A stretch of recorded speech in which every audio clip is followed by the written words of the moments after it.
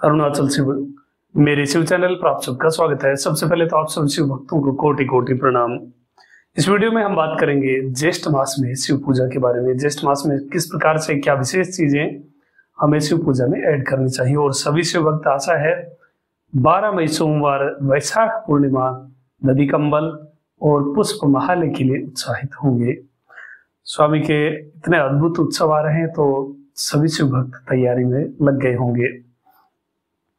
अब देश में कुछ हालत ऐसी चल रही थी जो आप सभी अवगत हैं इस चीज से, तो अब आगे आप लोगों को क्या करना है उसके लिए भी एक संदेश आप सभी शिव भक्तों के लिए है कि सभी प्रकार के जो देश हित में व्यक्ति नहीं है ऐसे व्यक्तियों के लिए सभी प्रकार का बहिष्कार कर दीजिए।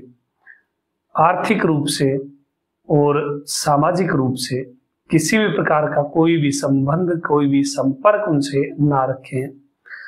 केवल उन्हीं से खरीदारी करें, उन्हीं को अपना धन चीज वस्तुओं के लिए आप दें जो सनातन धर्म को मानते हैं, जो धर्म के लिए हैं।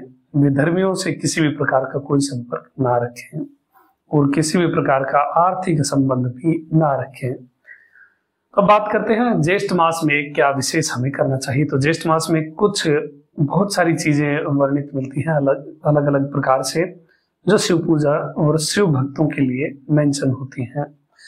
इनमें है एक जो बहुत बार मैंने पहले भी बताई है, ज्येष्ठे तु त्रिफले पक्वे है, अर्थात ज्येष्ठ मास में 3 फल बिल्कुल पके हुए फलों से लिंग पूजा करनी चाहिए। इनमें आम्र है क्योंकि स्वामी का एक नाम है आम्र प्रियाय नमः। दूसरा जो ऋतुफल जिसे कहते हैं या फिर कदली जिसे कहते हैं, केले का फल, केले से, आम्र से और कटहल से। कटहल यदि ना मिले आपके आसपास क्षेत्र तो अंगूर से भी आप शिव पूजन कर सकते हैं। आप डायरेक्ट ये फल भी स्वामी को निवेदित कर सकते हैं और इनका रस भी निकाल करके उस रस से स्वामी का अभिषेक कर सकते हैं, या फिर आम रस से स्वामी का नैवेद्य भी आप निवेदित कर सकते हैं। तो एक चीज ये होगी। दूसरी है गलंतिका, अर्थात स्वामी के ऊपर, लिंगम के ऊपर एक पात्र को स्थापित करना जिससे जल निरंतर टपकता रहे, दिन रात्रि दोनों समय ही, पूरे दिन पूरी रात्रि वो जल चालू रहे।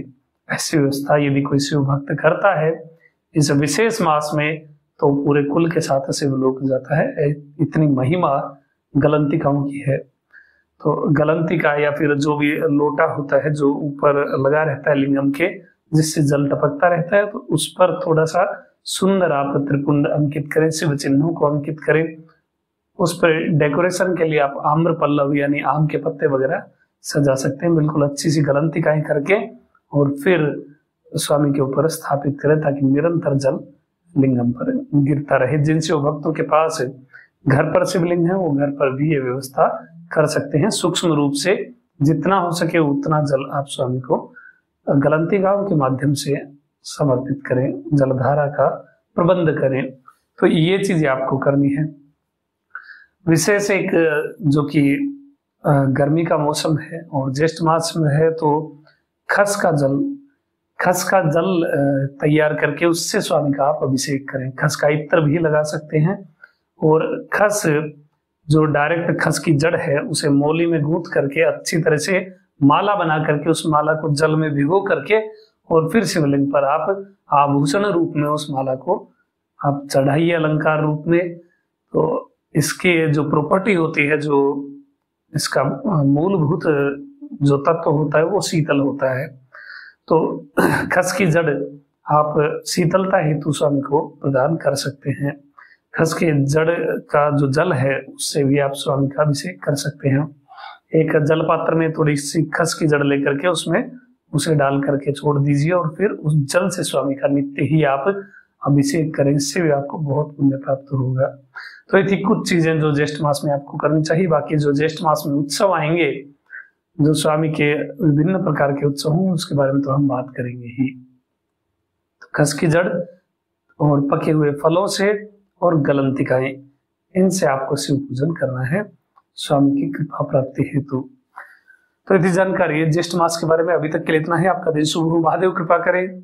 अरुणाचल शिव